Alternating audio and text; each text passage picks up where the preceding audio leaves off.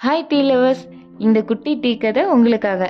நம்ம டெய்லியும் சாப்பிட்ற டீயை பற்றி ஒரு குட்டியாக ஒரு கதை படிக்கலாமா? நமக்கு ஒர்க்கில் ஸ்ட்ரெஸ்ஸாக இருக்கட்டும், படிப்பில் ஸ்ட்ரெஸ்ஸாக இருக்கட்டும், இல்லை மனசு சரியில்லை, எதுவாக இருந்தாலும் நம்ம சொல்கிற வார்த்தை ஒரு டீ குடித்தா எல்லாம் சரியாயிடும். தேநீரின்றி அமையாது உலகுன்ற மாதிரி நம்ம டீ நம்ம வாழ்க்கையில் ஒரு அங்கமாகவே மாறிடுச்சு. அப்படிப்பட்ட இந்த டீ எப்படி உருவானுச்சுன்னு பார்க்கலாமா? இந்த டீ உருவானதுக்கு நிறைய கதை சொல்கிறாங்க. இந்த கதை 2500 ஆண்டுகள் பழமையானதான். இதை முதல்ல சீனாவில் தான் கண்டுபிடிச்சிருக்காங்க. கிமுலேயே கண்டுபிடிச்சிருக்காங்க. ஹான் நாங்குங்கிற ஒரு அரசர் ஒரு தோட்டத்தில் டீ சுடுதண்ணி போட்டிருக்காங்க.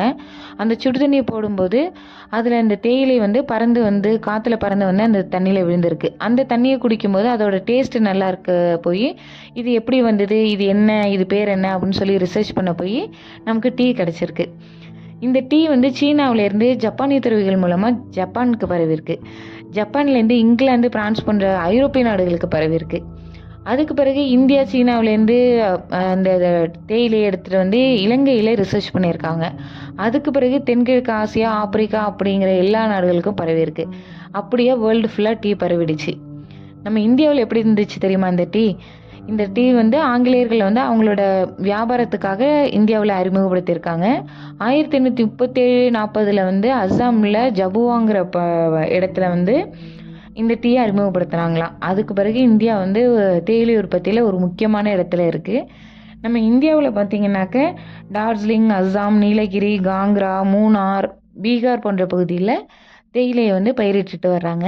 அப்படியே இந்த டீ நம்ம வாழ்க்கையில் அதுவும் ஒன்றா மாறிடுச்சு. என்ன ஃப்ரெண்ட்ஸ், இந்த டீ கதை உங்களுக்கு பிடிச்சிருந்ததுன்னா கமெண்டில் சொல்லுங்கள்.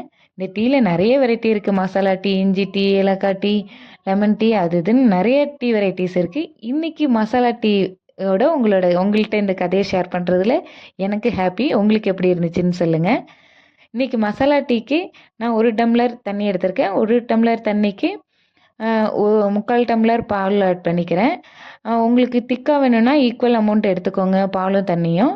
நான் தண்ணியாக தான் இருந்தால் எங்கள் வீட்டில் பிடிக்கும், அதனால் நான் தண்ணியாக 3/4 டம்ளர் எடுத்துக்கிறேன். இது கூட இஞ்சி, பட்டை, கிராம்பு, ஏலக்காய் இதெல்லாம் ஒரு உரலில் தட்டி போட்டு ஒரு சுடுதண்ணியில் கொதிக்க வச்சு நம்மக்கிட்ட இருக்க டீத்தூளை ஆட் பண்ணி நல்லா கொதிக்க விடுங்க. தேவையான அளவு சுகர் ஆட் பண்ணி நல்லா திக்காகிற அளவுக்கு ஒரு ஸ்பூன் வச்சு மிக்ஸ் பண்ணிக்கிட்டே இருங்க. நல்லா திக்காகும். திக்கான பிறகு அப்படியே வடிகட்ட வேண்டாம், அந்த பாத்திரத்திலே ஆற விடுங்க. ஒரு 5 மினிட்ஸ் அப்படியே ஸ்டேபிளாக இருக்க விட்டு அதில் உள்ள மசாலாலாம் அதில் அந்த டீயில் இறங்க விடுங்க. இறங்கின பிறகு ஒரு கப்பில் டீயை வடிகட்டி சர்வ் பண்ணுங்கள். இந்த மசாலா டீ நம்ம டெய்லியும் காலையில் குடிக்கிற டீயை விட இது ஒரு டிஃப்ரெண்ட்டாக குடித்தா ஒரு ரெஃப்ரெஷிங்காக இருக்கும்ல. நீங்களும் ட்ரை பண்ணி பாருங்கள். கண்டிப்பாக எல்லோரும் சாப்பிட்ருப்பீங்க. எப்படியும் இந்த மசாலா டீ உங்களுக்கும் பிடிச்சிருக்கா அப்படின்னு சொல்லி கமெண்ட் பண்ணுங்கள். நம்ம டெய்லியும் குடிக்கிற அந்த டீயோட இந்த மசாலா எல்லாம் ஆட் பண்ணி குடிக்கும்போது நமக்கு உடம்புக்கு ஒரு ரெஃப்ரெஷ்மெண்ட் கொடுக்கும். உடம்புல வெயிட் லாஸ்க்கு ஹெல்ப் பண்ணும். நம்ம உடம்புல இருக்க அந்த பேடு கொலஸ்ட்ரால்ஸ் எல்லாம் வெளியில் தள்ளுறதுக்கு ஹெல்ப் பண்ணும். இது என்றைக்குமே சொல்லுவாங்கள்ல ஒரு பழமொழி, அளவுக்கு மீறினால் அமிர்தமும் லஞ்சு அப்படிங்கிற மாதிரி. அதை மாதிரி தான் டீயுமே. அளவோடு எடுத்துங்க, ஹெல்த்தியாக இருங்க.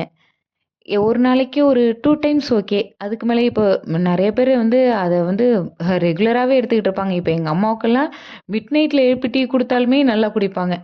அதை மாதிரி இல்லாமல் ஹெல்த்தியாக சாப்பிடுங்க, ஹெல்த்தியாக இருங்க. நம்ம ரெகுலராக எடுக்கிற டீயை விட கொஞ்சம் டிஃப்ரெண்ட்டாக கொடுக்கும்போது வீட்டில் எல்லாருக்குமே காலையிலேயே ஒரு டிஃப்ரெண்ட்டாக கொடுக்கும்போது ஒரு நல்ல இது பாசிட்டிவ் வைப்ஸ் கிடைக்கும்ல. அதே மாதிரி நீங்களும் ட்ரை பண்ணி பாருங்கள். எப்படியும் ட்ரை பண்ணியிருப்பீங்க. என்னோட இந்த மசாலா டீ கதை உங்களுக்கு பிடிச்சிருந்துன்னா கமெண்ட் பண்ணுங்கள், லைக் பண்ணுங்கள், ஷேர் பண்ணுங்கள் அண்ட் கமெண்ட் பண்ணுங்கள். தேங்க்யூ. பாய்.